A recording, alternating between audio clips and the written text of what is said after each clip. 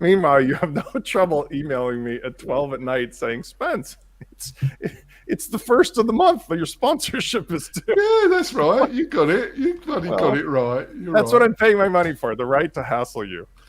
To be on this show because I take enough bloody slack for you. Off we go. We're live as well, I like to point out. So let's do my countdown. 3, 2, 1. Welcome back, folks. It's another WP-Tonic Roundtable show this week in WordPress and Tech. It's episode 724. I've got an interesting panel. We've got some excellent stories. I think it's going to be a superb show. Please join us also live. You can watch it live on the WP-Tonic YouTube channel. And if you give us comments, I publish them live during the show, and you can be part of the show as well. What fun. What more could you ask for? I'm going to let the panel introduce themselves. Guests first. A friend of the show, always welcome. Got Vito in the house. Vito, would you like to introduce yourself to the tribe? Sure. My name is Vito. I'm the co-founder and CEO of Adorin.io, where we help agencies and digital teams to collaborate visually and systemize their workflow to save a lot of time and free up profits. Yeah, that's great. It's a great project. Got another friend of the show, Stephen. Stephen, would you like to introduce yourself to the tribe? Yeah, Stephen Souter from hustlefish.com. Got a friend, a bear plodder. Spence, would you like to introduce yourself to the tribe? It's Spence from WPLaunchify.com. I've got my friend John Locke. John, would you like to introduce yourself? John from Lockdown SEO. Like I say, we've got some great stories. Before we go into it, I've got a couple great messages from some major sponsors. We'll be back in a few moments, folks. We're coming back. I just want to point out I've got some great special offers from the sponsors. I've got some great reviews, list of products, services that are useful if you're a WordPress junkie. You can get all these goodies by going over to WP-Tonic/recommendations, and they're all there for you. So let's go straight into it. WP Optimize denies allegations of creating a performance tool. It's been a major story on the Tavern. I just want to frame it to your tribe before I hand it over to the panel. There was allegation made by a competitor to WP Optimize, individual like that I think says he's a speed optimize junkie or expert. He pointed out some things that WP Optimize does. It seems to be linked to some choices you can make in WP Optimize.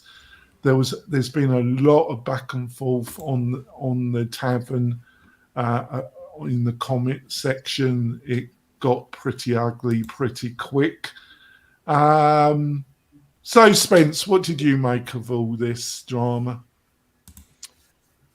Well, there's a couple things that I thought was interesting. First of all, it's too bad Andrew's on his back. He hurt his back this week. I hope he's feeling better soon. Yeah, I do as well. He's not well. Andrew was involved in this to some degree.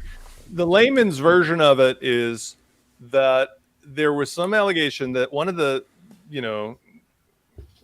plugins, Updraft Plus, was touting its speed benefits, but that in reality, its testing was artificially skewing the results because it was not enqueuing a whole lot of JavaScript, which is sort of like saying our car will carry 20 children and then having cardboard cutouts or something of the kids.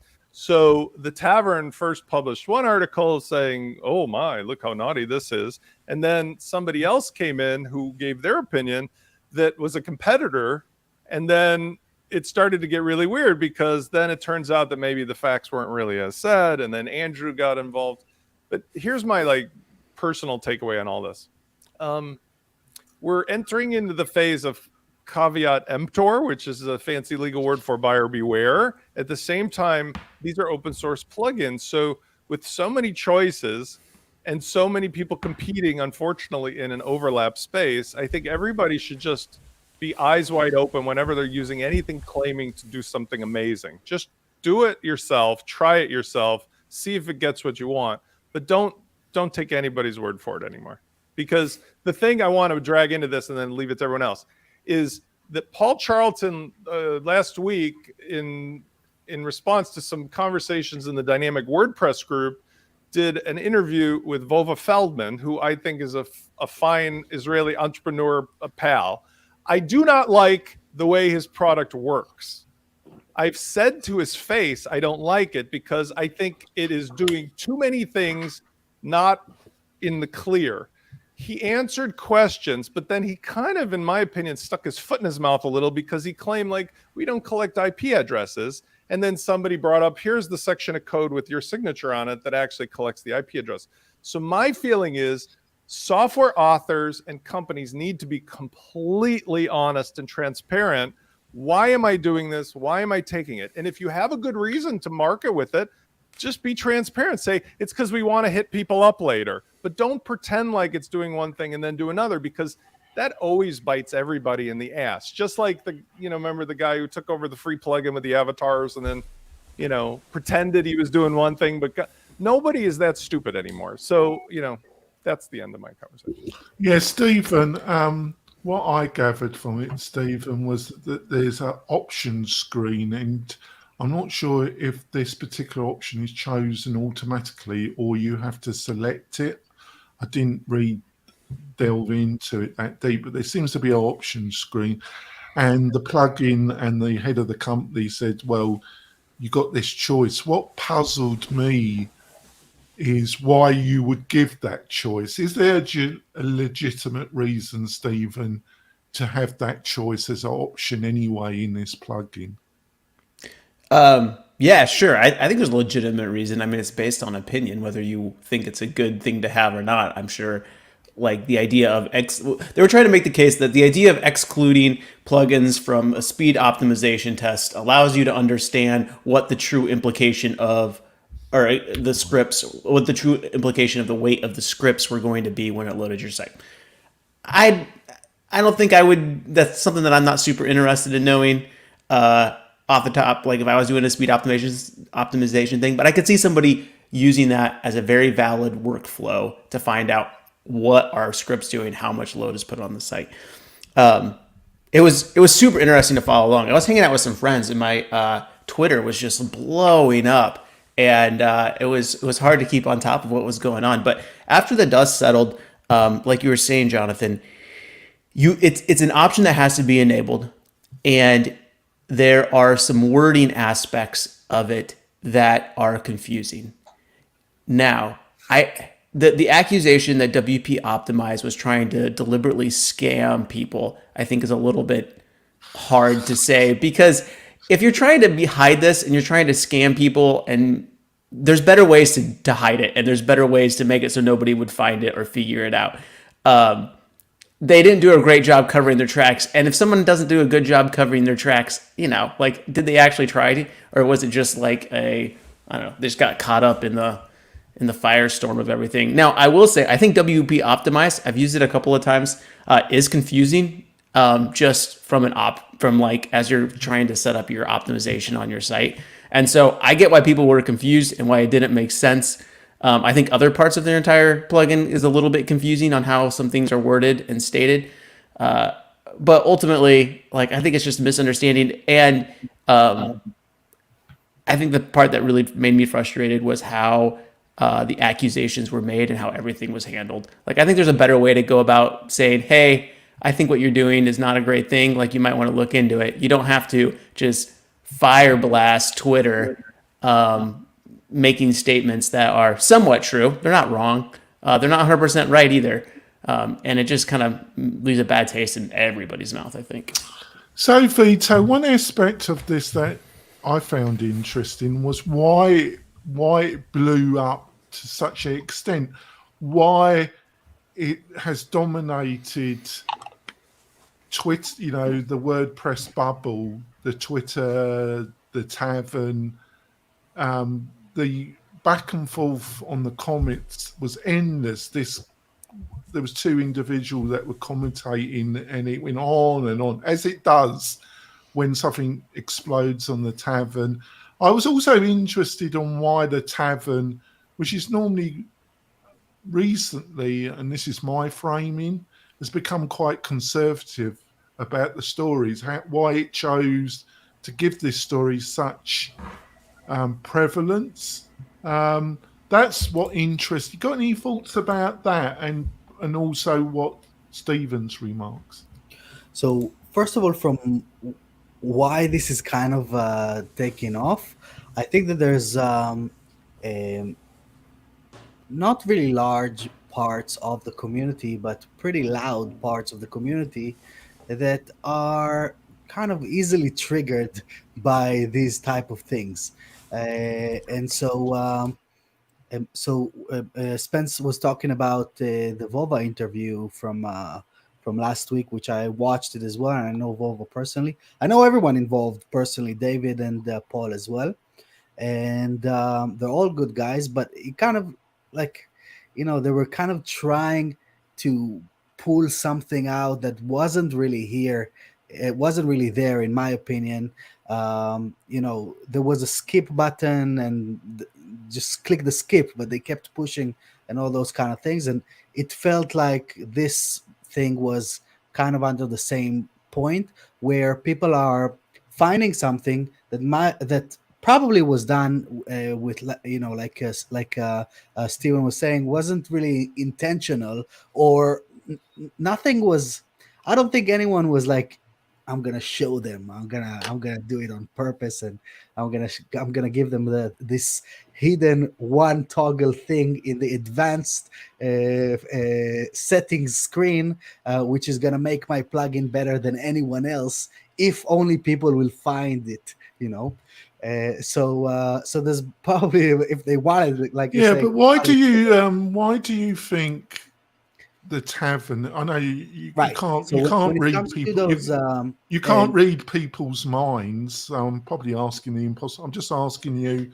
You might be asking the wrong person. I mean, ask the tavern why they decided to do it. Why don't we ask why there's only one person running for the tavern? Because when Justin left, they put out a job application. I applied and I talked to Sarah, and we all know it's Aubrey Capital, and we all know that, everything is decided by one person, Matt. My joke aside, which I would have gladly written for them because I write for other people, they wouldn't hire me with a 10-foot pole. But why hasn't some normal person been hired instead of Sarah? Like, they have the money. In addition to Sarah, one supposes. Well, I don't mean instead of, sorry, because Sarah's tremendous. She's been around forever. But I'm saying her and Justin, there's two people. There used to be 3 or 4 people, I believe, at least. But why is there nobody else writing for the tavern, the official rag of Automatic? It seems odd, doesn't it? Yeah, so obviously Nobody. that was obviously Sally's voice. Sally has joined us. So Sally, what's your view about all this? It looks like what we had was a case of sloppiness. It's like, oh, we're going to add this other plugin onto our previous plugin, which was perfectly useful for the thing that one was using it for before, and now suddenly has all these extra features that I don't even want. And we're just going to, this other plugin had been out there, it had been in use, we're just going to slap it on there and assume it's okay. And they, something got overlooked. And, nothing pisses me off more than being accused of malice when the case is one of incompetence.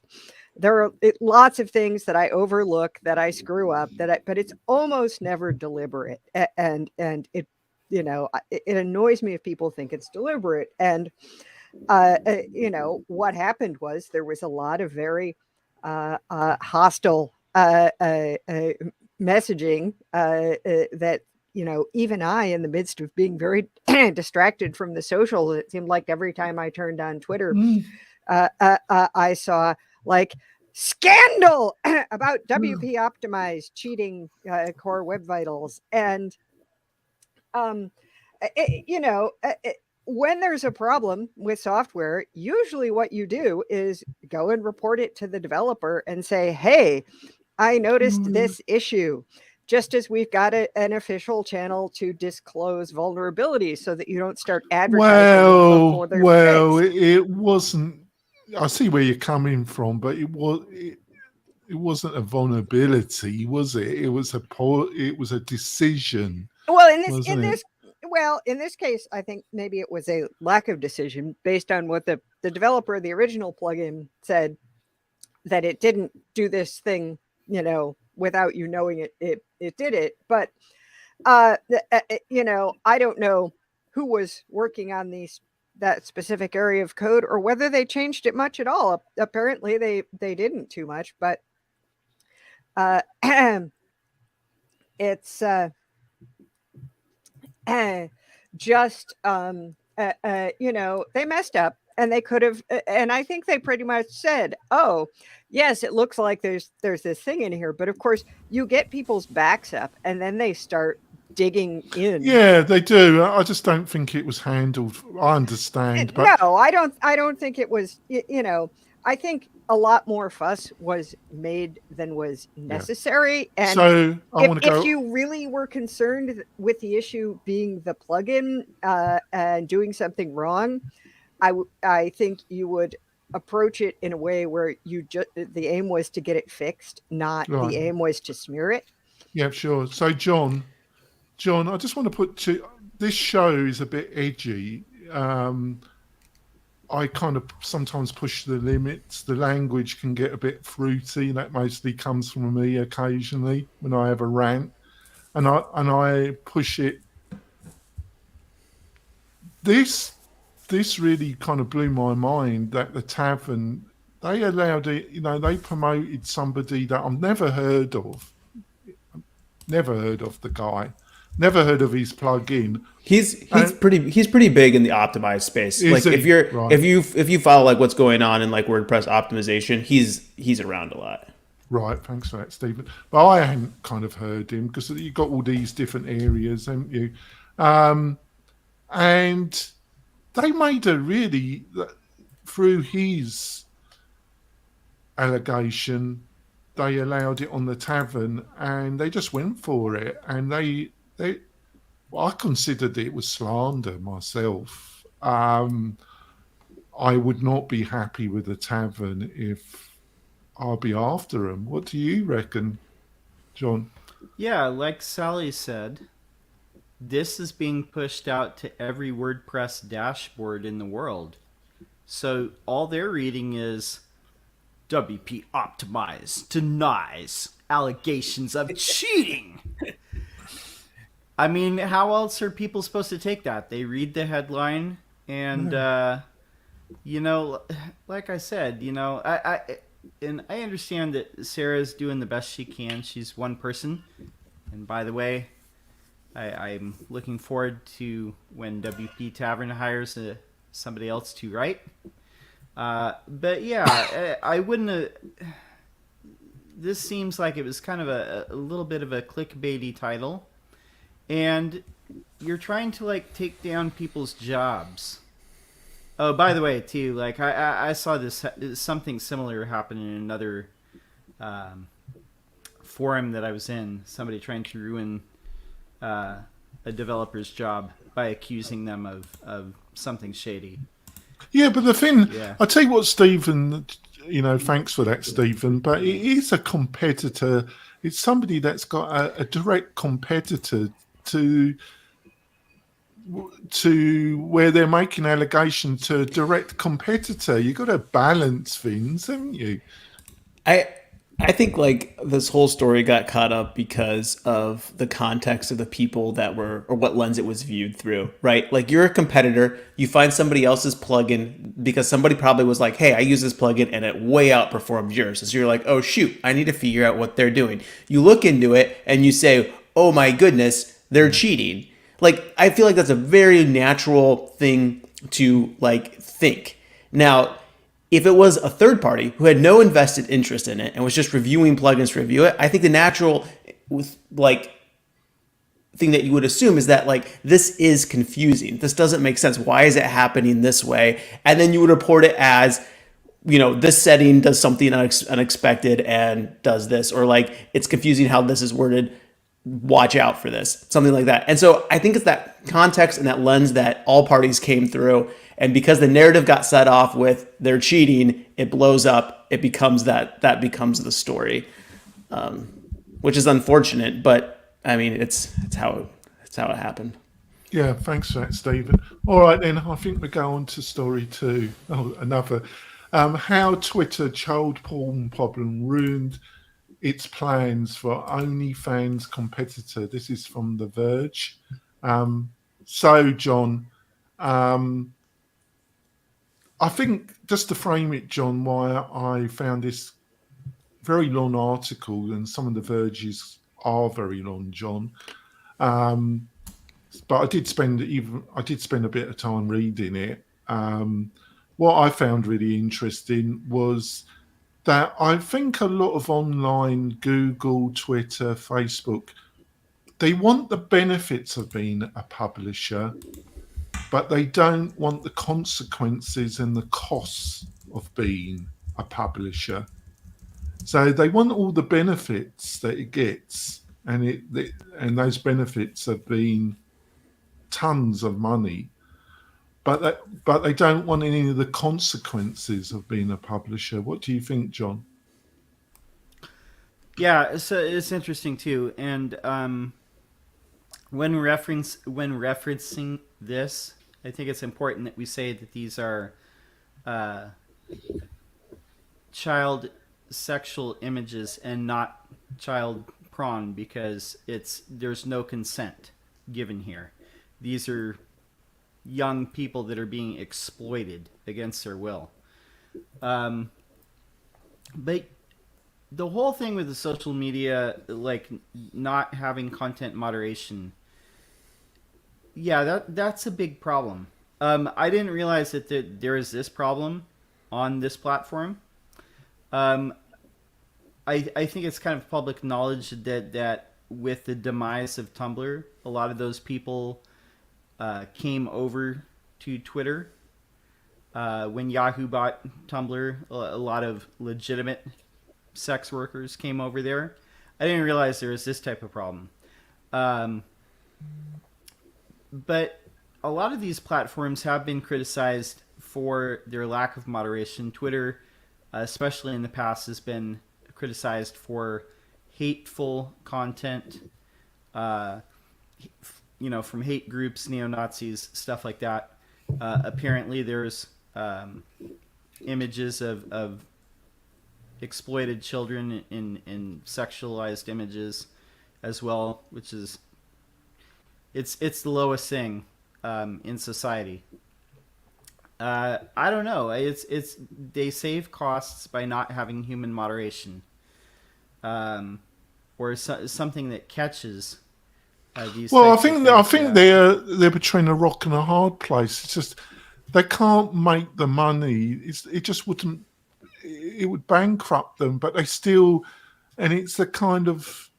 It's just a consequence of building something like this. They want technology to able to save their business model, but it's not really there.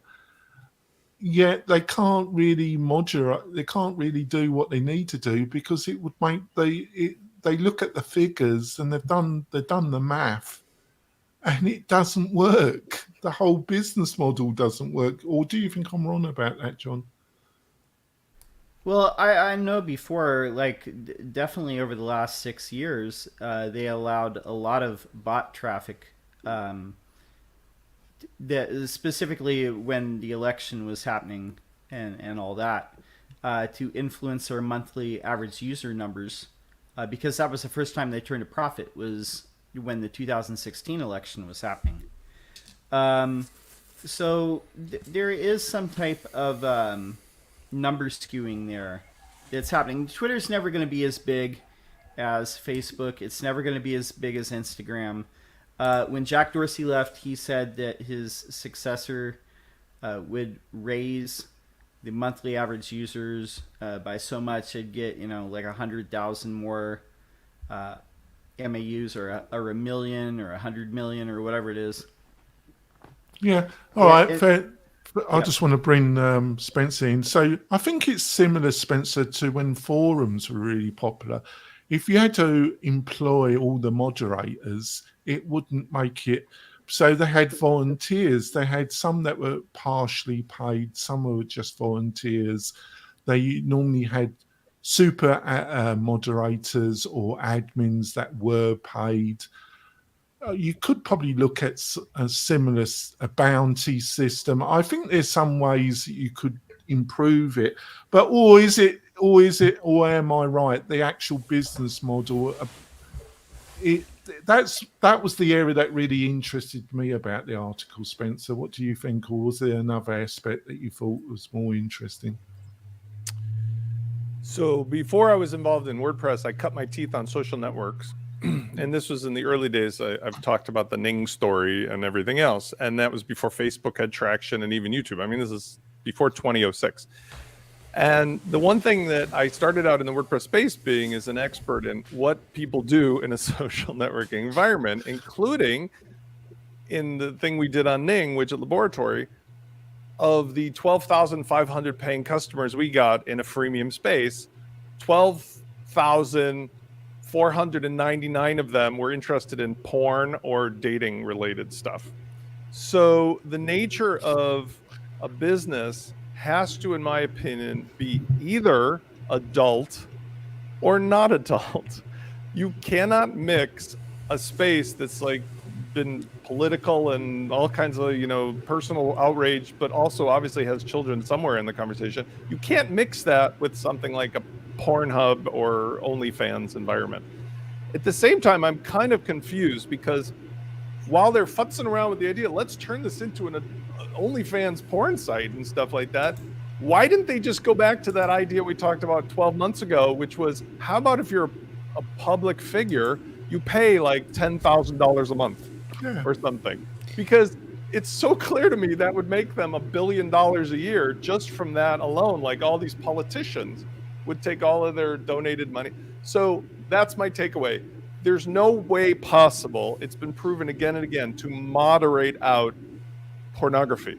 You cannot do that. It's either a porn site or it's not a porn site. Yeah. And if you've got something else to make money on, like, why are they wasting time? By the way, Jason Calacanis, I heard on his show, I know you're a fan of that, Jonathan. They were talking about sorry to interrupt. I have such mixed feelings about him. I've cut back my consumption of his material quite a bit because I don't know Jason on a personal level other than back in the days that I was referring to. Jason was one of the judges at one of the TechCrunch things I was involved with. So I got the chance to speak to him. And anyway, him and his partner were talking about this Twitter Spaces, which is Twitter's idea to try to compete with, what the heck was that thing with everybody talking? Clubhouse.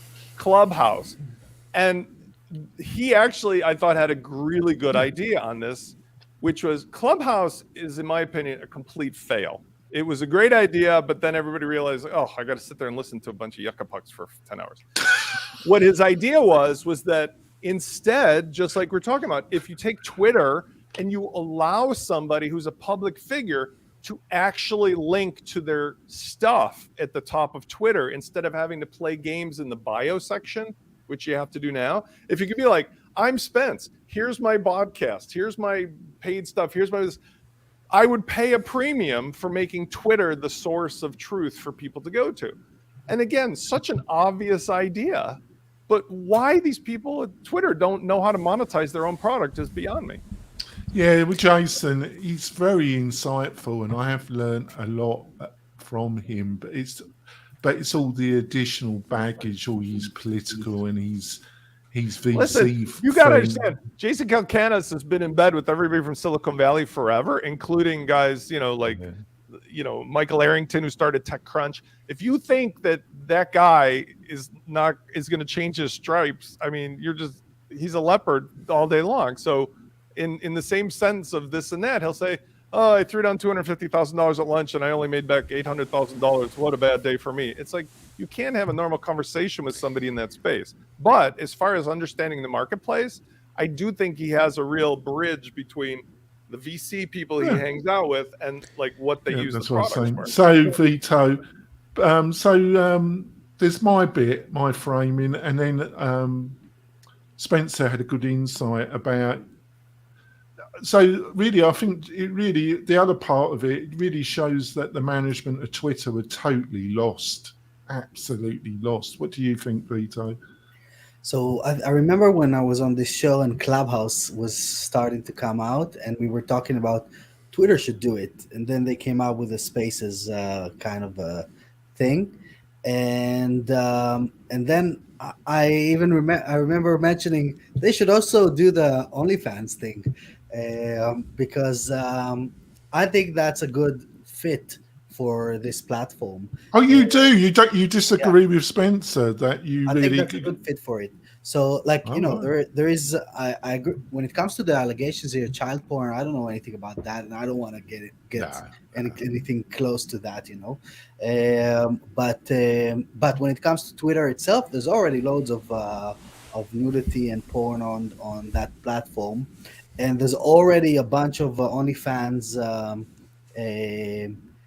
influencers, I think, that are on there driving traffic out to OnlyFans, which Twitter can obviously see because people click the button, they can see outgoing links and all those kind of things. Yeah, why not bring it in? I think. Yeah, right, fair enough. I think. Right, Stephen. I disagree with Vito, and I agree with more than I agree with Spencer. I don't think you can mix. Shag a donkey, ring a bell.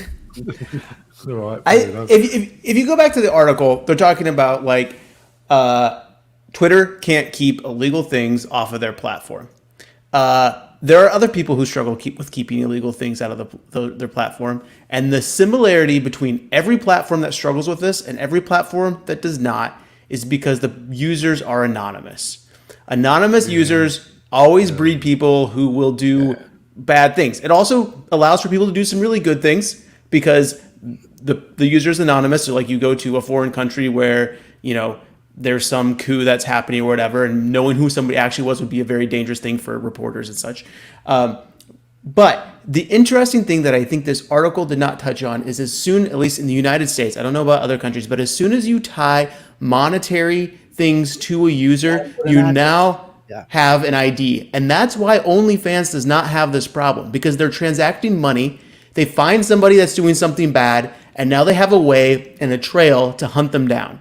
Twitter currently has no way to do this. So if they would go down the OnlyFans route and say, if you're going to post nude content, you have to link a financial institution to your profile. Then you could go and hunt down the bad people and put them in jail or do whatever.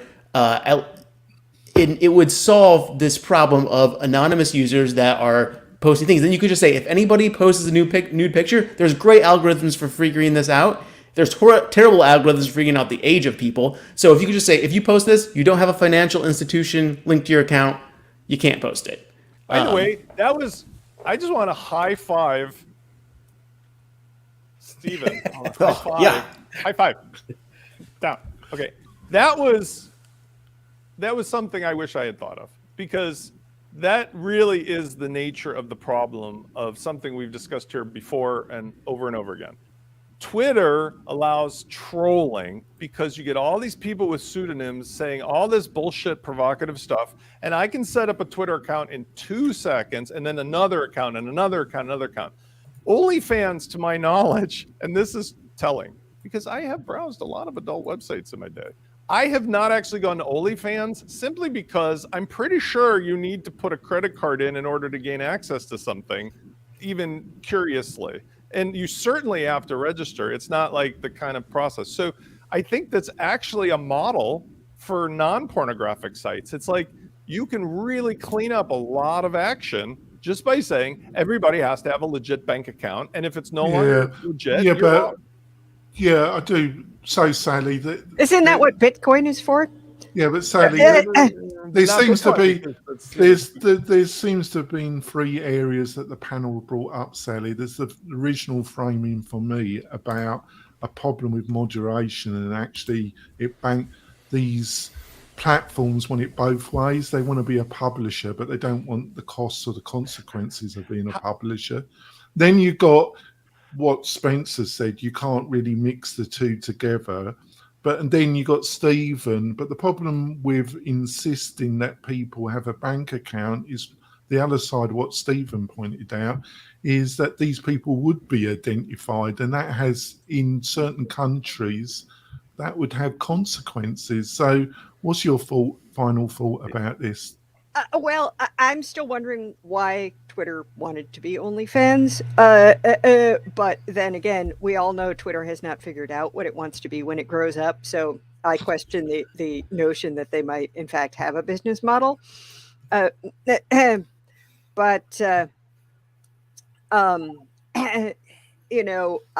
Stephen makes a very good point that it would be cleaned up. Like, I had a site with a form that never got any spam because it was a form that required payment. Nobody spams a payment form. No. So, yes, it would solve one problem, and it would create others because, there are a lot of people in the U.S. who don't have bank accounts, never mind anywhere else. And these things seem shocking to those of us who grew up in middle class white America, but it's true.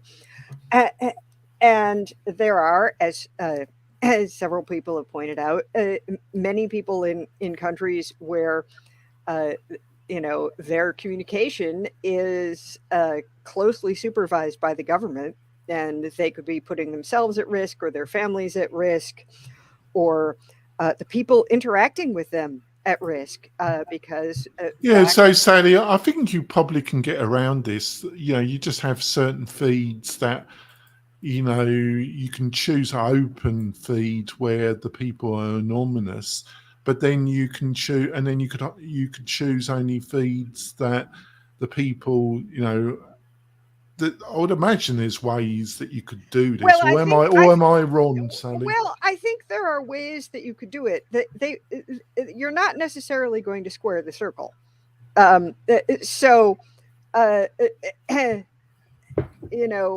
Moderation of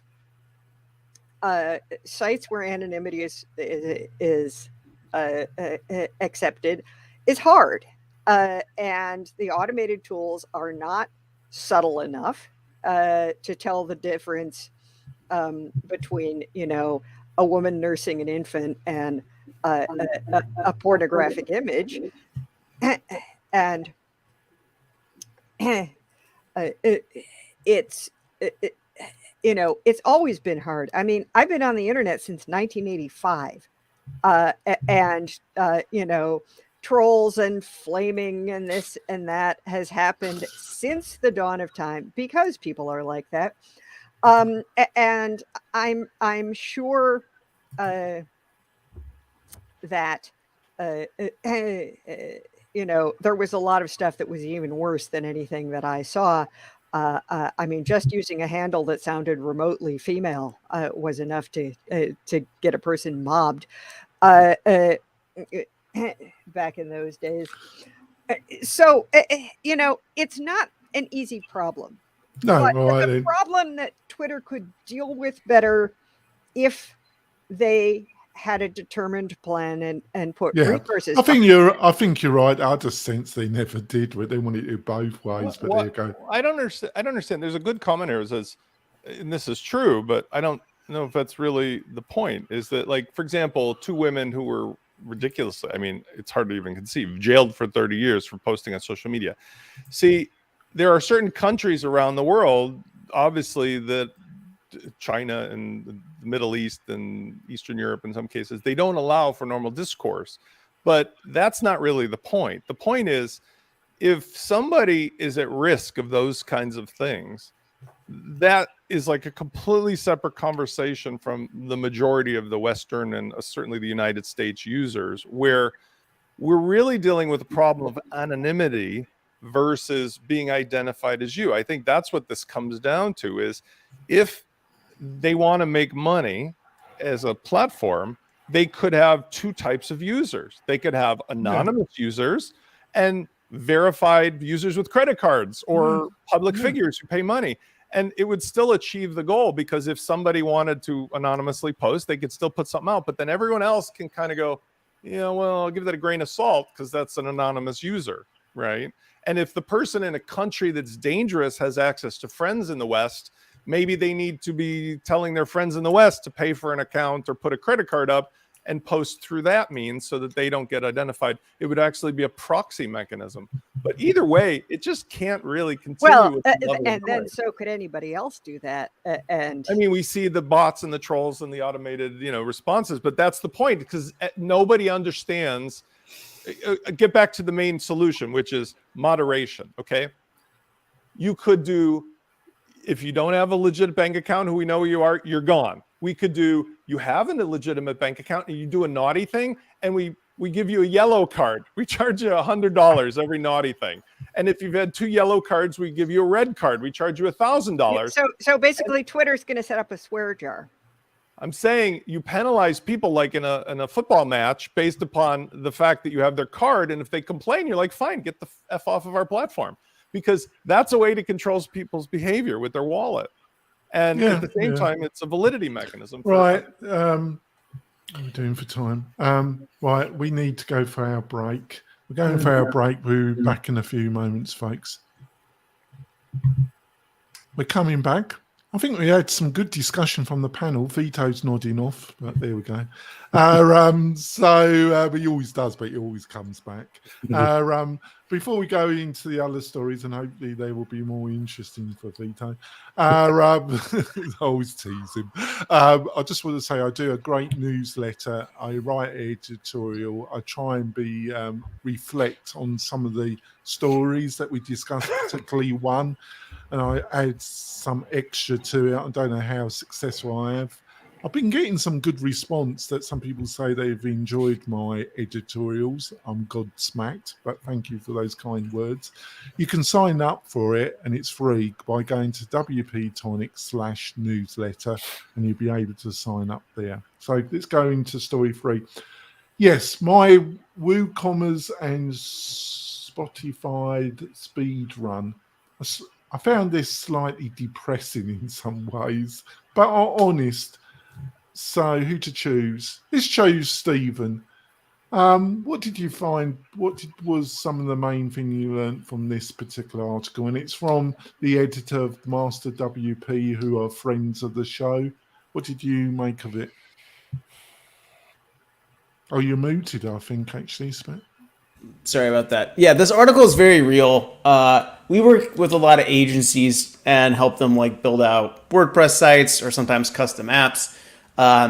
We don't get into Shopify that much, but it is very hard to make an argument for a small site that doesn't have a ginormous budget to go the Shopify route.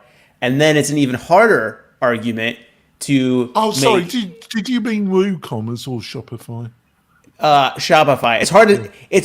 Let me rephrase. It's hard to convince an agency who has a customer that has a lot of budget to go the WooCommerce route, because it's better to build something custom than WooCommerce. If you have a really small budget, it's really hard to go the WooCommerce route because it's really hard to get exactly what you want as fast as you can get on the Shopify route. There's a sliver of people who are capable of doing a lot of stuff themselves and want to tinker around that WooCommerce is awesome for. But outside of that spectrum, on either side, it's really hard not to say Shopify is a better platform overall. We still push people into WooCommerce because we don't do Shopify. So we're like, hey, if you want us to do the work, we can build this awesome thing on WooCommerce for you, and we'll help and facilitate everything for you guys. So we still push people in that direction. But this article, I think, hits at a really hard point right now, is how do you How do you convince somebody who is not a developer to spend the money to build a WooCommerce site versus get amazing stuff out of the box from a Shopify site? I don't know. So Spencer, I found this article in some ways deeply depressing, because, well, yeah, I did a little bit because I'm kind of, some people frame me as a attack of Automatic, of attack of this and that, and I'm not. I feel that's very unfair to me, but I found it a bit depressing, Spencer, because I just saw so much opportunity, and it's not been seen or something. The whole thing puzzles me. So, what's your insight, Spencer? You're upset or depressed that WooCommerce doesn't seem easier? Yeah, why? I think that depressed that nobody has taken the trouble in all this time that Automatic has owned WooCommerce to make it into something easier. Now, Yes. it has improved. The onboarding Yeah, experience yes. in WooCommerce has improved, but definitely not to the point where it's, a few quick steps to set up. I mean, many years ago, iThemes came out with a tool called Exchange. It launched sort of just after WooCommerce, I think, and it was dead easy to set up. It was great in that respect. However, WooCommerce ate its lunch and it eventually kind of disappeared.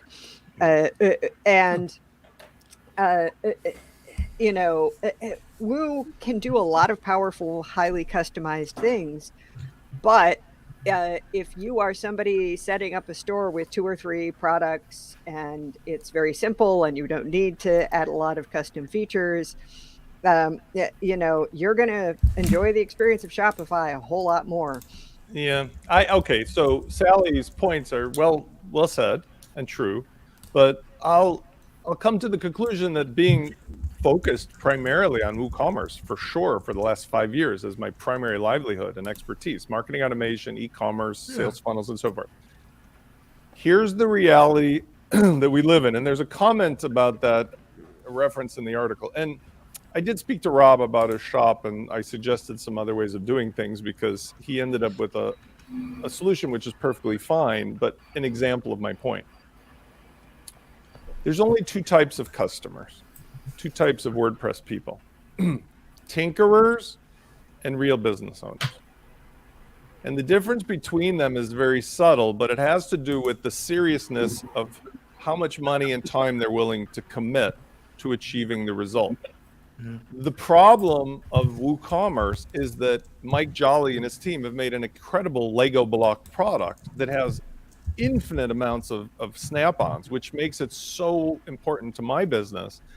But that very same thing encourages tinkerers. And then people are really surprised, sort of like if you went to the mall at Christmas time, they used to have like a 40-foot Santa made out of 100,000 Lego blocks. Well, a kit of 5 Lego blocks is simple, but how did they ever build 100,000 Lego blocks? Somebody with a lot of experience. And when you start out with WooCommerce, it seems so seductive and easy.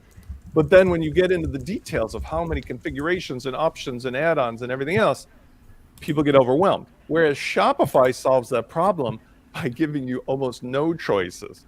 In other words, I'm sorry to interrupt you. You're so right about that. That's the second time I've been really nice. I know to this you. is a remarkable. We should. But you're it's like, tablet. It is being recorded, so you just need to record. You just okay, but you're saying right. it's like darkness and light. But what we need is something in the middle, don't we? Okay, but let me finish the point. So what I have found, which is part of my 2022-2023, like 16 years overnight success, it just occurred to me after 16 years and 150,000 interactions, is that if we viewed people in WordPress fairly as tinkerers or real business owners, the real business owners absolutely are better with WooCommerce, but by consulting with somebody who has an up-to-date plan of attack or action based upon the real state of WordPress and WooCommerce. And the reason that that's easier for me is because I'm at that level. But for most people, the problem is WordPress is that flea market, and most, intermediaries, agencies are using something that is a couple generations removed from today's solution, and they're building their clients into Frankenstein monsters.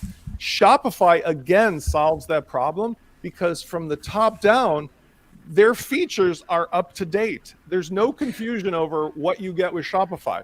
With WooCommerce, if you hire this agent, that agent, or the other agent versus taking the advice of Spence, you'll get 4 different results and 4 different outcomes. And so that's where people get really messed up on what the value proposition of WooCommerce is, because there is no here it is version. And if you go to people, the people in our industry are all begging for some kind of consistency. Can we just agree that this is the feature of WooCommerce? And that hasn't happened yet, which we all talk about every week. So I will say that Shopify stores are sometimes Franken monsters. I've gone into some Shopify stores. We have one client that has a fulfilled by Amazon system that's set up inside of Shopify. You have to do it through third-party plugins, and it is unstable and really hard to make work right. So it's not. So Shopify is also very possible to build something. I think that's a great point, Stephen, because But that via an was API, my, the difference with API versus open source, which sorry, Jonathan, but it's that's been my experience. Go on, Vito. Sorry. I think that when it comes to WooCommerce, they kind of leaned into what makes WordPress awesome, in my opinion, which is the flexibility of it. And that's why you're getting the same result, or you're getting different results from every other person. It's just like it's not science, it's art, so you can really come up with an infinite variations of the same type of solution. I need a shop, but this is the whole Vito. Can I just add? But isn't this a golden opportunity where Automatic through WordPress.com could have a hosted solution but then you would still have the flexibility of when you needed to customize it, you had that. So it would be such a more appealing, more powerful solution than going to Shopify. And it just seems a totally missed opportunity.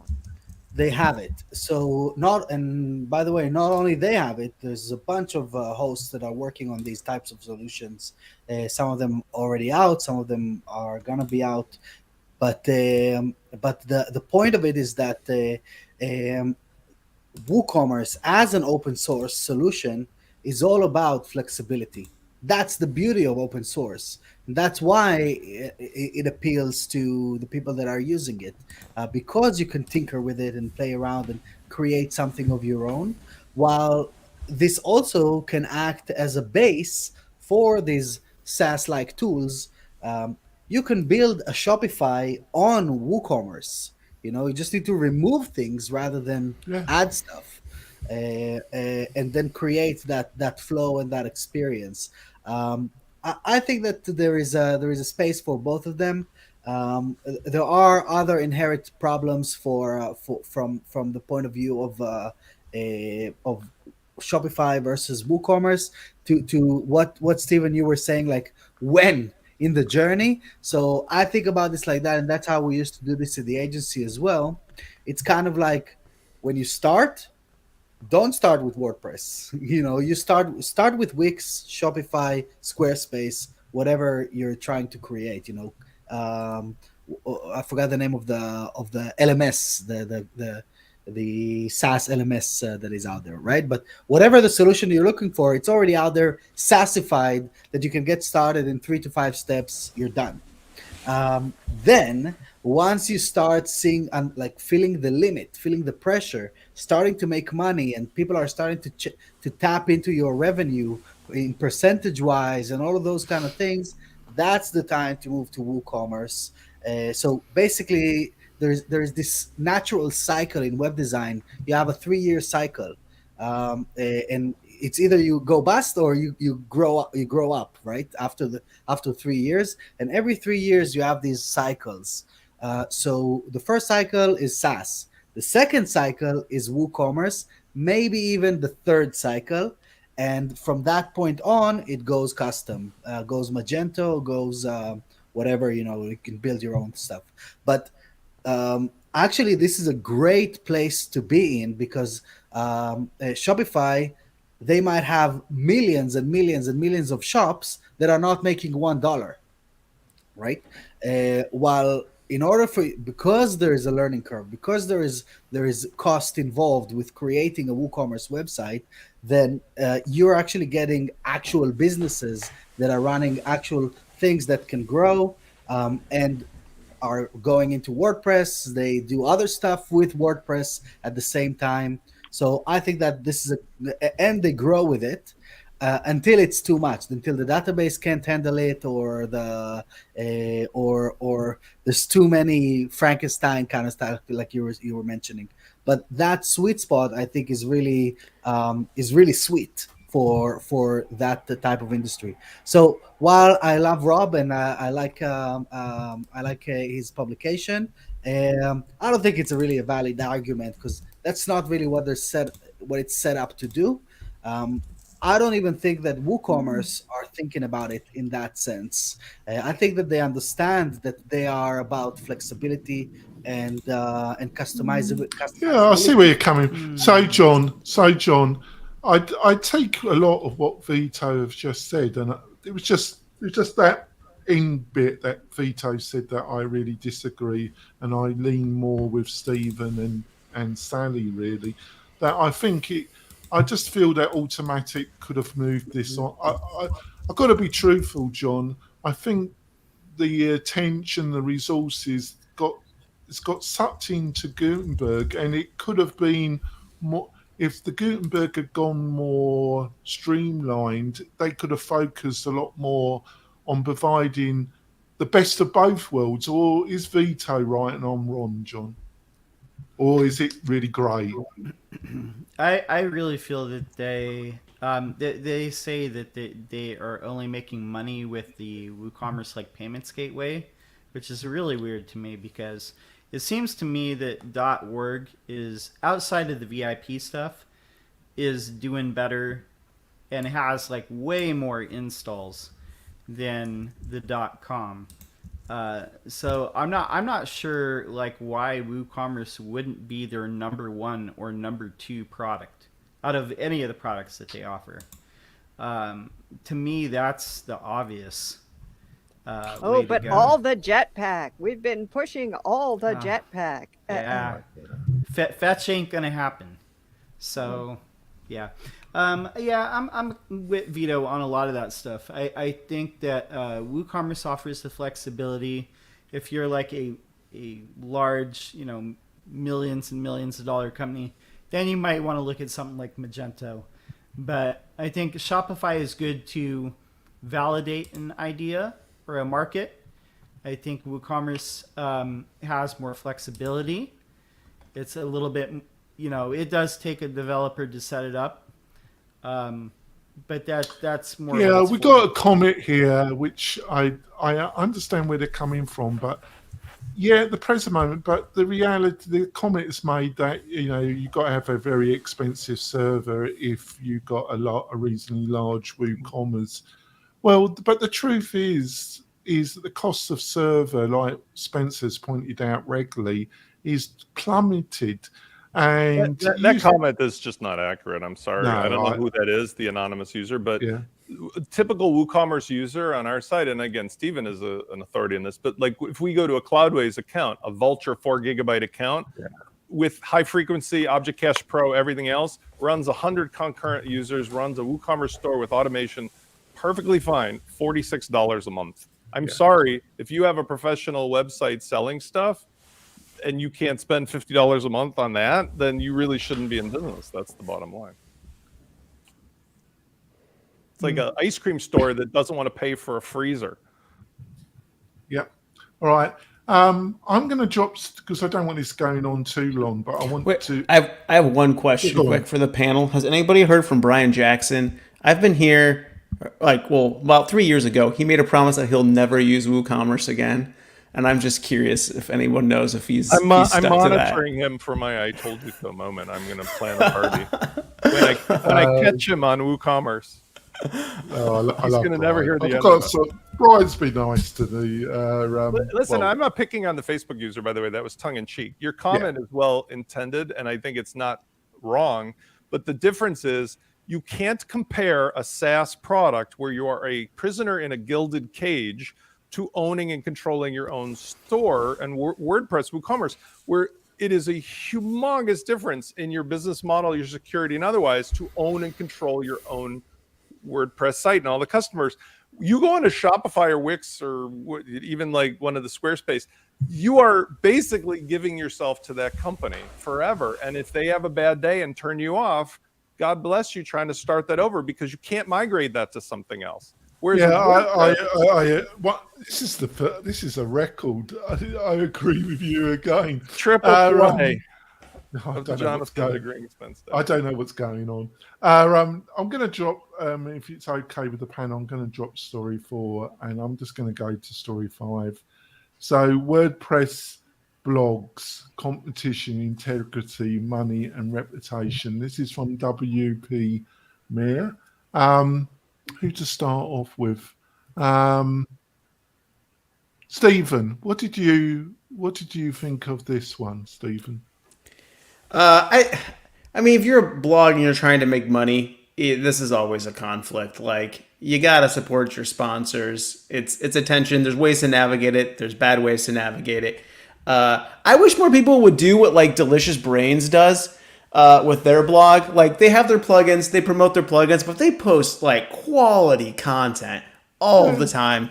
And it's there to serve the purpose to like be a recognized expert in the WordPress industry, and it makes a lot of sense and it works well. But there's people that just want to blog, and it's awesome, that they're out there and writing content and stuff, and it's attention that you just have to navigate if you don't have your own products that are you're selling inside of your blog, I guess. So Vito, what did you gather from it? What insights? What kind of, I don't know if it did interest you. Got any reflection on what you got from it? Yeah, I actually know what Mark was talking about from a bunch of different blogs and that I worked with, that we sponsor, that we advertised in, and these kind of things that have been media partners in our events. And there's really a few kind of ways to it. There are some blogs in the space that are straight up just like clickbait type of blogs that I wouldn't go there to read or to consume this type of content. But I'm probably not the target audience. There's a bunch of small business owners that are searching something online, and they get to them and they find that thing. And kudos to them. That's really cool. That's what they're trying to do. I think that Mark with WP Mayor, what he is trying to do is he's looking at it more as an editorial type of exercise, or he started there. He started with theme reviews, plugin reviews, those kind of things, and starting to move over to editorial opinions and things like that. Very much like Masto WP are doing very well, if I may say so. There's really different personalities or categories that are happening in the space. All in all, when it comes to revenue, you can't do these things without generating revenue, or else you're just gonna stop. It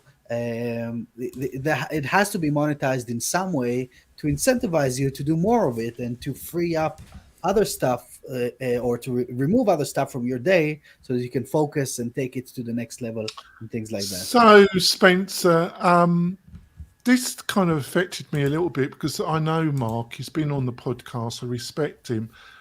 And I kind of also, I felt that there was a little bit of where, when you try and produce a quality product or you're trying to do it the right way, you got all these new players and they're doing it. And I kind of shared it because I think, the podcasting side, which Matt Medeiros commented on, is totally undervalued by a lot of people, that I provide a platform for people, I provide them to touch thousands of WordPress professionals, and I have some very negative discussions with sponsors or potential sponsors that don't see how much work and time this all takes up because they just don't want to see it. But the market is the market. In some ways you just got to accept it. What's your own feelings about the whole piece? As a veteran of WordPress since forever and being as old as sand, I have seen many times that while his points are valid, he's missing the bigger picture. The bigger picture is this. When you live long enough, you realize there will be people when you're younger that seem really stupid who are older than you because you see so clearly what they're doing wrong. And then as you get older, you realize there's more people younger than you that make you feel stupid because, like, why didn't I think of that?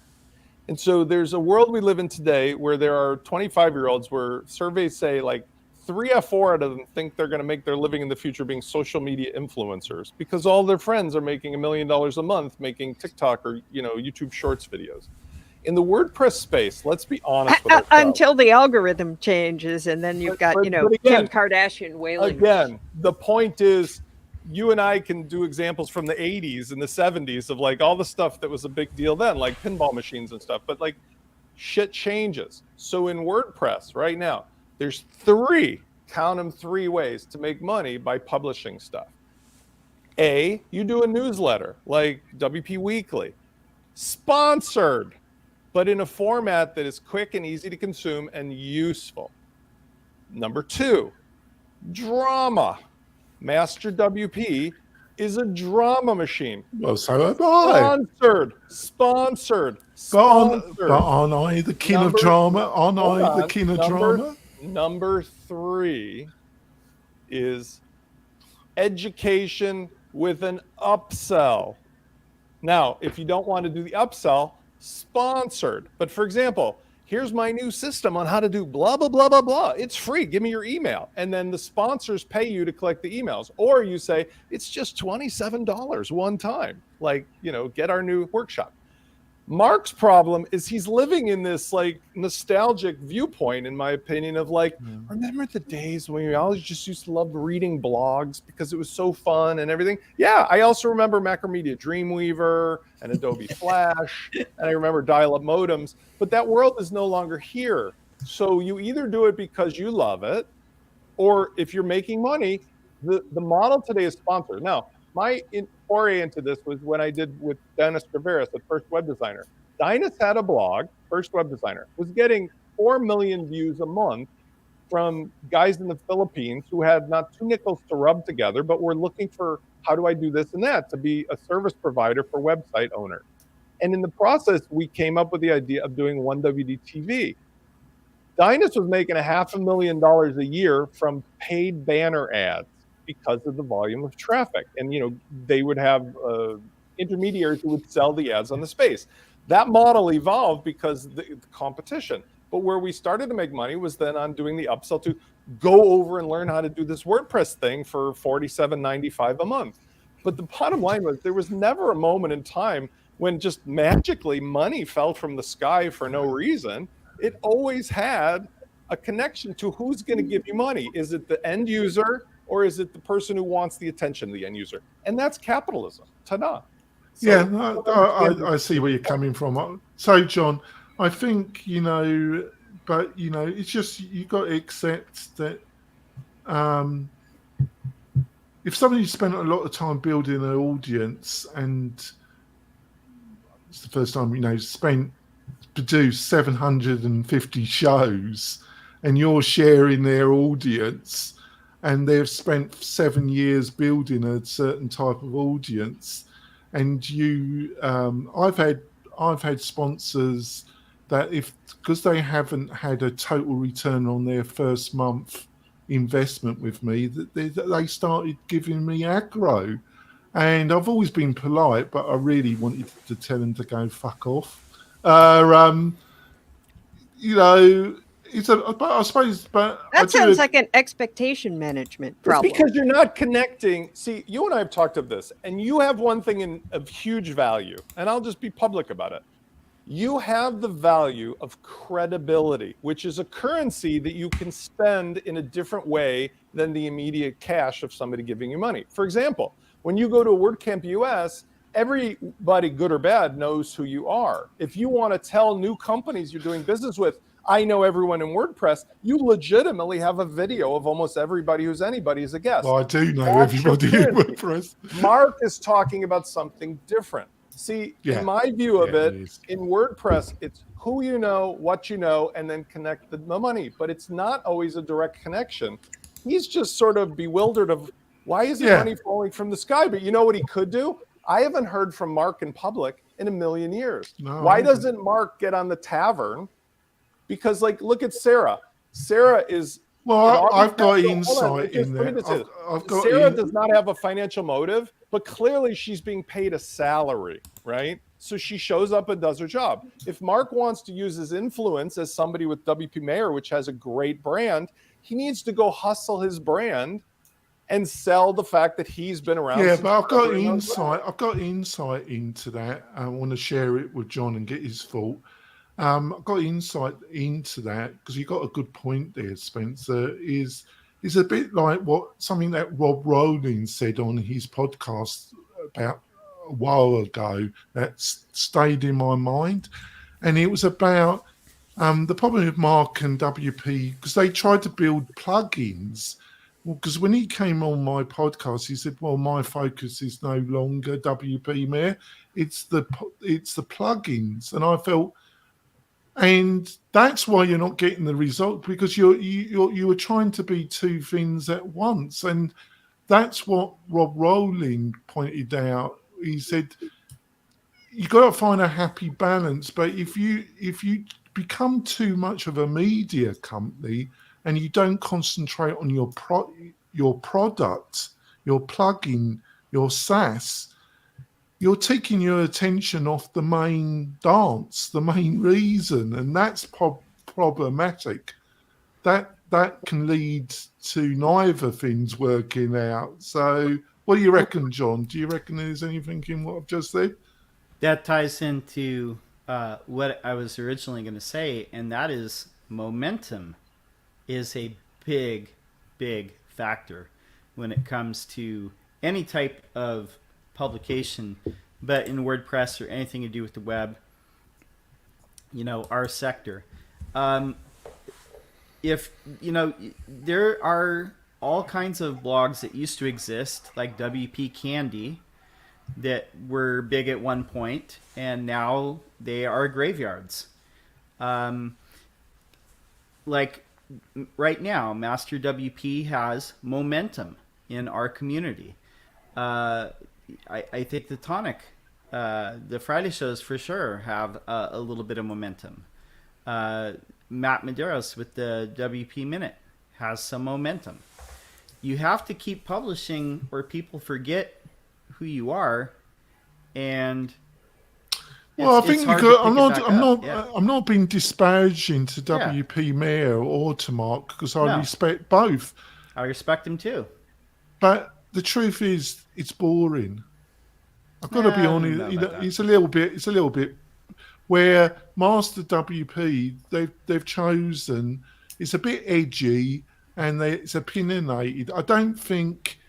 Unlike what we discussed at the start of this panel show with what the Tavern did last week, which I feel, and this is coming from me, I thought was a bit out of order myself.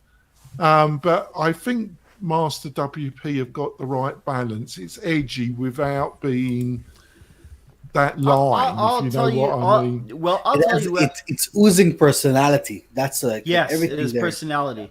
And here's the other part of it too that people don't talk about is I'm hearing new perspectives and new voices that haven't been heard in our community, and that's interesting to me because it's not the same people that I've been hearing since 2014. So there is something to that where they're actually handing the microphone and handing a platform to different people. So I think that has something going for it too. And, can I tie that together with, like, look at post status, look at tavern, look at master WP. First of all, master WP, a diverse crowd, colors, sex, gender, whatever, everybody from anywhere with really interesting opinions. 2, they are a drama publication. Okay, they are the National Enquirer of the WordPress community, but with factual. Oh no, I am. But now, let's come off compare- it, Spencer. hold on, I am. But you have to be a British tabloid. This show has its own. I'm the version. son of WordPress. There you are. But if you look at an analysis now, Sarah by herself has a really good brand. If somebody at the top was brave enough, they could fill the tavern with a diverse array of people who actually spoke the truth and said shit that was not necessarily promoting Matt and his agenda, and that would become equally popular, if not more so. Finally, look at post status. Post status has a few edgy characters like Dan Knaus, but for the most part, it's just a candy-coated shell of double speak for Matt, and everything, it just is 100%. Well, it is but it's linked to story 1, which I honestly, I'm not trying to be horrible, but I considered it slander. Article 1 we discussed, I considered it slander.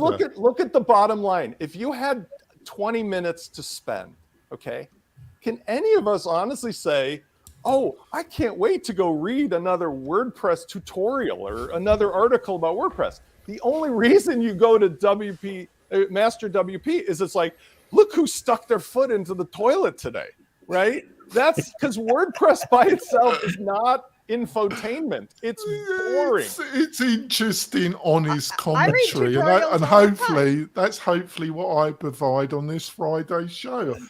Sometimes I have pushed it. I have started swearing. I've had a go at, but I haven't done it. Stuck his foot in the toilet. You know, I mean, but really, it's like you stumbled into the bathroom, because at the end of the day, the shows that do well are in a pod. By the way, Jonathan, here's the thing you get going for it. I've spoken to Matt Medeiros, and I publish on WP Minute. Matt has a quality show, but the problem is, the format is not necessarily one that you're going to listen to in the car or while you're jogging or on a podcast. This show has a smaller audience, but the people who listen, I would venture to say, listen while they're doing something else for like, oh, here comes a zinger or something that will make me laugh.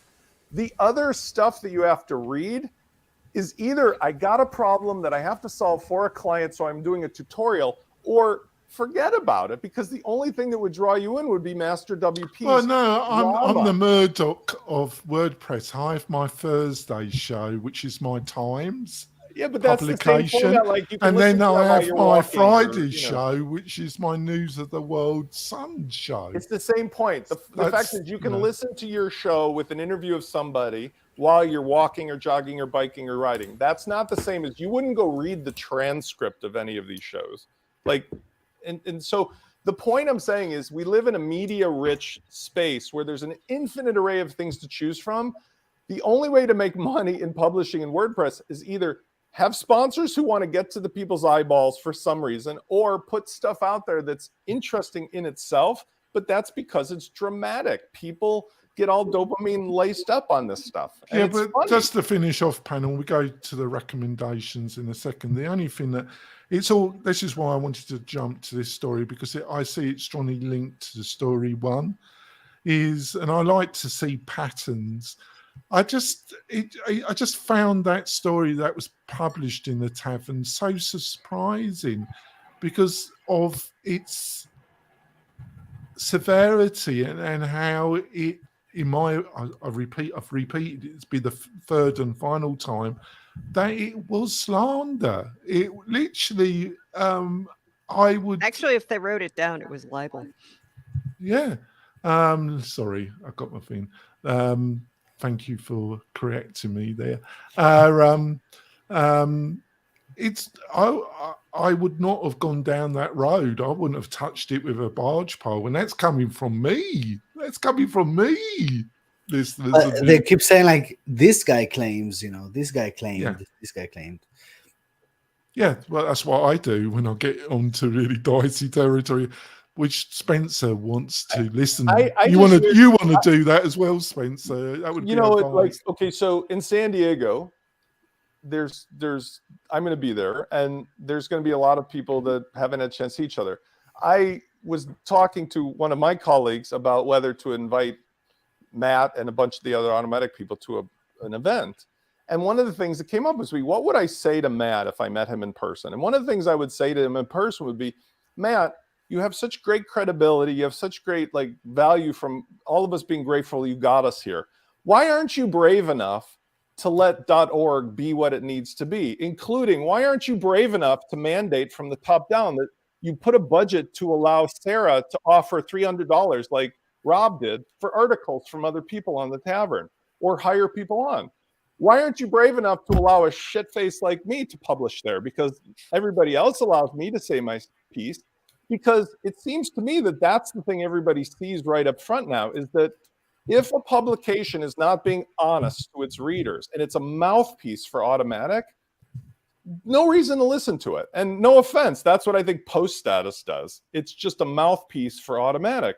And yet at the same time, Rob has gotten such traction because of his transparency and honesty and talking the way everybody thinks. At the end of the day, most of us just go on and close the computer and go on with I had a choice with this podcast. I could either choose just to go, and I chose to be edgy, and I'm prepared to take the consequences. And there are some people that won't sponsor this show because of the edginess. There's others that have been happy to sponsor it. It is what it is. You choose your road, and you got to accept the consequences that come with it. Right, let's go with our recommendations. And the guest panelists, if you could email me your recommendations, that would be helpful, Stephen and Vito. So I'm going to be outrageous. I'm plugging my own summit, listeners and viewers, the Membership Success Summit. We got Pat Flynn, we got Spencer. What a combination! We got Morton, got Rob Rowling. We have to say that we've got a star selection of speakers on a 2-day free summit at the end of this month. Is an understatement of the year, and it's all free. We're going to be talking about how you help somebody or set up yourself a membership website, how you set up a successful business. It's just going to be fab. And you just go over to the membershipsuccesssummit.com and you sign up, and you can join us live. Me, Andrew, Spencer, and some just great experts. So please join us. That'd be fantastic. So Vito, what's your recommendation?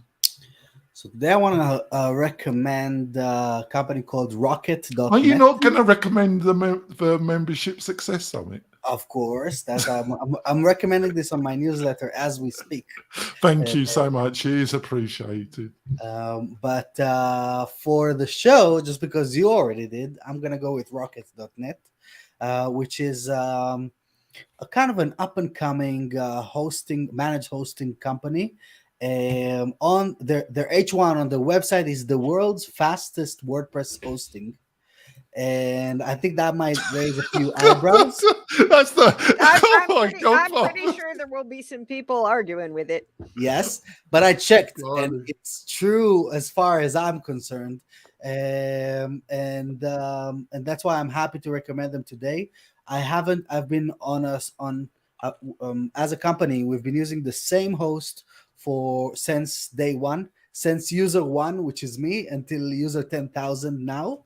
And then after 3.5 years, we migrated our server this week to these guys, and it was just an amazing experience just working with the team over there. We have a really complex website, a bunch of custom cookies and scripts and all of those kind of weird stuff, and they just did it all with us on a Slack channel, dedicated Slack channel. Very minimal downtime, and we got up there, and straight away we can see like a huge speed boost, even though we were on another hosting company that says that they are the fastest one in the space. Oh well, you don't know what speed is until you come to So yeah, WP. it's amazing, and definitely recommended to check. Affordable and incredible. Yeah. So, Stephen, what's your recommendation of the week? Oh, you're muted again, Stephen. Sorry about that. I'm just going to plug myself. I'm going to be at WordCamp. It's my first WordCamp ever. So if you're there, reach out to me. Would love to meet people, make friends. My Twitter is at StephenSAU, the first 3 letters of my last name. So I've got a special up. link. I've got a special link to the coffee in fact, I'm meeting everybody there actually. I will send it to you and we have to meet up and have a coffee on me, Stephen. Oh, hey. I'll take your bloody party. It'll be a picture of us finally in person instead of virtual yeah. after 15 Be years. nice to meet you, Spence. I know we've had our headbutts. I've known you almost as long as anyone in WordPress and never met you in person. It's very strange, isn't it? I know you so well. Even I met Jonathan in person. Right? Yeah, I mean, seriously. And he still come on the show. Just shows you, doesn't it? I needed a few months break though. Yeah, he did. Yeah. So I totally understand. Actually, I know I'm a monster. So Spencer, got your recommendation. I want to talk about a solution that many people will be pleasantly surprised to hear about. And it's a client of mine, but also somebody who's really well known in the space and also is a victim of this WooCommerce shenanigans to some degree. So I, many years ago, stopped recommending PayPal cold turkey because of how well Stripe handles things as a gateway, especially for WooCommerce. And it's the end user, the store owner, it's a pain in the ass to have 2 different gateways and all the complications of the legacy PayPal stuff. I'm not saying it's 100% sure, but I'd say it's 99.9% sure. And through the PayPal for WooCommerce gateway, which is completely free gateway for WooCommerce, PayPal now has a new system that with this plugin, you press one button and you can take PayPal and credit cards. And with the credit cards, your effective rate is 2.69% plus, I think it's 40 something cents per transaction. But the point is, on a high volume site, you're at or lower than the cost of Stripe, but you get an all-in-one plus one button installation experience that, again, Drew Angel is the founder. He's built an amazing audience and plugin. He's been around for years. WooCommerce put their thumb on him. So you have to go directly to his website to get the plugin because they had him forcibly removed in handcuffs from the repository because he's so directly competing with the WooCommerce gateway plugin. And I'm not saying this as a joke. I'm saying it as a factual thing. I would definitely check this out because I'm going to be doing videos on this. This is the first time that I would even bother again with PayPal because it's actually quite clever how with the other things of WooCommerce, you can selectively offer one or the other or both. And I'm not dropping Stripe at all. But it means that PayPal becomes now an actual, competitor again. One of the things that's interesting is that Drew makes his money, full disclosure, because he's a partner of whatever the thing PayPal is offering. So they give him, through his plugin, an effective lower rate. So he can pass along the savings and still make a little percentage on every transaction. Right. So, Stephen, how's the support emails going? Because we can hear your keyboard. It's like thunder, mate. Oh man, sorry. I gotta bounce. I have another meeting at 1 here. So he's got bored. He's in California. Apologies for that. All right. See you guys. Yeah, see you there. See you guys. Bye. Sally, what's your recommendation? I actually I am the person who is so geeky. I think that having a hat that says WP head is just awesome. Leave aside the whole adventure building the store, I actually think the merch is hilarious. So if you like geeky WordPress puns, go get yourself an ad filter mug or a WP head hat. over at the Master WP store. Superb. We'll make sure all your links are in Slack panel, apart from Vita that needs to email me. John, what's your recommendation? Okay, so Might I be first good came part. across this plugin. I was, like I said at the beginning of the show, I was in a forum and I saw somebody in our community bashing this plugin. So, and for no reason, I guess. But this is ACPT, and it does appear to be a competitor to ACF, but they are slightly different. This is by a developer, Maro, who is living in Italy. And some of the things that are in progress right now are Divi integration, which should be hooked up in a couple months, Bricks integration, and then on the roadmap, integration with Generate Blocks, Oxygen, Zion Builder, and more, and Elementor Pro, and Visual Composer, and Beaver Builder. So Wow. I would encourage you to go check this out. How big is the team? God. No, that's just in the roadmap.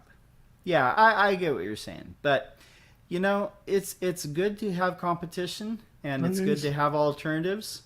That's what makes our community stronger. That's what makes. Well, that's the Yes, I strength. mean it's given the name and what shows up, you know, immediately when you go to the site, they're promoting themselves as you know, a way to build and integrate custom post types, and presumably with the custom fields added and so on. And you know, on the one hand, that exists and it's called Pods. And it's been struggling despite having a few sponsors. And so, I mean, we'll see where it goes and how it goes. We'll see because, where it goes. Yeah, Yep. it's, you know, it seems worth trying. But it also, it's like once you create a custom post type, you don't usually need a lot of code sitting around that said, here's how we created the custom post type. I mean, guess that's true. You know, you go over to Generate WP. Well, thanks for that, Sally. Get the code. Thanks for that, Sally.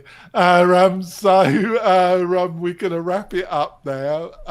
Panel, thank you for another great show. It's been really interesting, a great, insightful discussion. I do appreciate you coming on the show and your sponsorship and support.